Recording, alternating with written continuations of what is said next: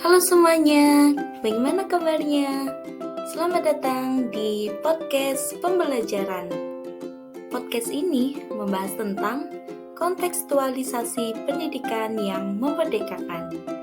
Video ini dibuat untuk memenuhi tugas mata kuliah Filosofi Pendidikan Indonesia topik 5. Sebelumnya, perkenalan dulu yuk. Perkenalkan, nama saya Feni Imelinda Yustin, NIM 223129915244. Saya dari kelas IPA 3 PPG Prajabatan Gelombang 1 Universitas Negeri Malang. Video kali ini akan membahas tentang pendidikan yang berpihak peserta didik dan memerdekakan peserta didik dalam pendidikan abad ke-21. Pendidikan yang berpihak pada peserta didik. Pendidikan yang berpihak pada peserta didik memiliki arti yaitu kita sebagai calon guru harus memberi kebebasan peserta didik untuk membangun sendiri pengetahuannya, memberikan kesempatan untuk mengemukakan pendapat, serta memberikan kebebasan peserta didik untuk memahami pelajaran sesuai dengan caranya tanpa mengikuti keinginan gurunya saja. Pendidikan yang memerdekakan peserta didik itu memiliki arti yaitu menentukan metode belajar yang akan diajarkan kepada peserta didik disesuaikan dengan karakteristik dan gaya belajar masing-masing peserta didik. Hal ini sesuai konsep pemikiran Ki Hajar Dewantara di mana pendidikan harus berdasarkan kodrat alam dan kodrat zaman peserta didik. Seperti topik yang sebelumnya, kita sudah mempelajari tentang kodrat alam dan kodrat zaman. Apa sih kodrat alam itu? Kodrat alam merupakan kondisi anak sejak lahir yang dipengaruhi kultur budaya dan lingkungan tempat anak berada. Sedangkan kodrat zaman adalah perubahan yang selalu terjadi dari waktu ke waktu. Anak berhak mendapatkan pendidikan dengan cara yang sesuai dengan kodrat alam dan kodrat zamannya sendiri. Prinsip pendidikan yang memerdekakan. Apa sih itu? Jadi, prinsip pendidikan yang memerdekakan adalah sebuah pemahaman yang diaplikasikan melalui pemikiran yang merdeka, yaitu pemikiran seorang pendidik yang bebas, tidak terbelenggu.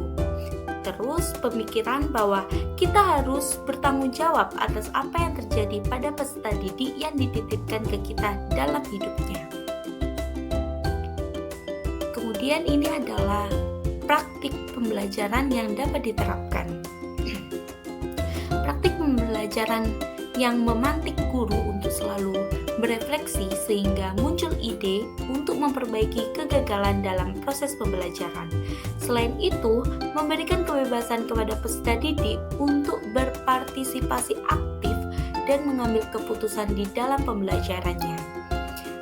Teman-teman, ini adalah salah satu foto di mana saya sedang mempraktikkan pembelajaran yang membantu peserta didik untuk berpartisipasi aktif, yaitu membuat sebuah karya berupa poster. Kemudian pembelajaran abad ke-21. Apa sih itu?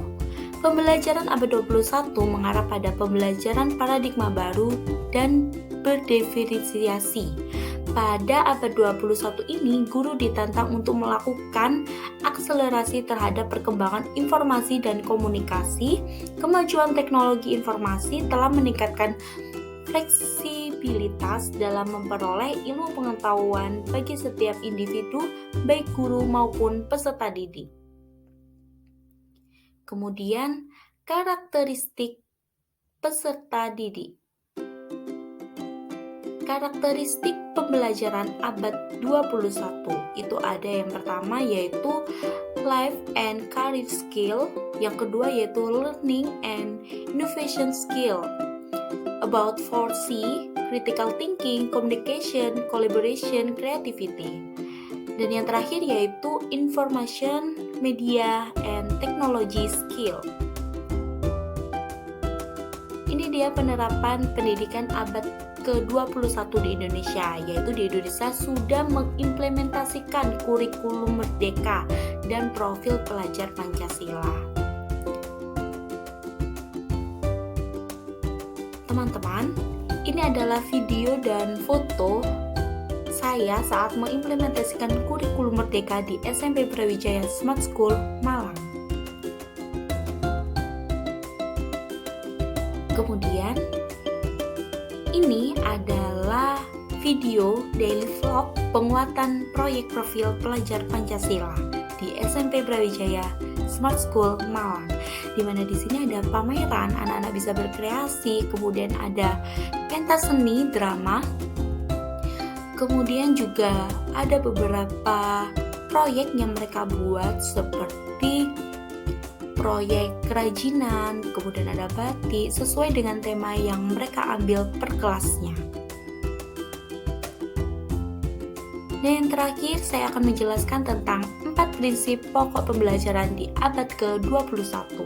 Yang pertama, yaitu pembelajaran berfokus pada peserta didik. Jadi di sini guru bukan hanya datang untuk ceramah, melainkan guru di sini untuk memfasilitasi peserta didik dalam berperan aktif ketika pembelajaran. Kemudian yang kedua, yaitu peserta didik harus bisa berkolaborasi dengan temannya. Jadi bukan hanya tugas individu saja yang biasanya diberikan oleh guru, tetapi guru juga harus memberikan kesempatan peserta didik untuk meningkatkan komunikasinya dengan berkolaborasi, mengerjakan sesuatu, mengerjakan tugas, mengerjakan proyek bersama temannya. Kemudian yang ketiga yaitu materi pelajaran harus dikaitkan dengan kehidupan sehari-hari. Kenapa dikaitkan dengan kehidupan sehari-hari hal tersebut? Agar menjadikan pembelajarannya lebih bermakna. Dan yang keempat yaitu sekolah memfasilitasi peserta didik dalam lingkungan sosial. Sekian video hari ini, semoga bermanfaat. Terima kasih. Saya Feni Melinda. Sampai jumpa.